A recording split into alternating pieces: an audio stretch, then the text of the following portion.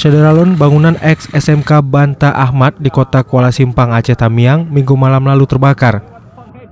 Kobaran api diketahui warga mulai membesar di bagian belakang sekolah dan diduga bersumber dari salah satu ruangan yang dulunya berfungsi sebagai ruang guru.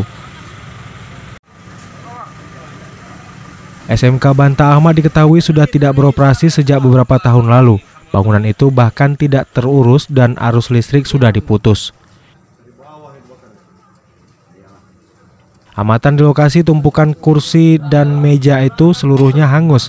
Api sendiri berhasil dipadamkan petugas sebelum merembet ke ruangan lain dengan bantuan 3 armada.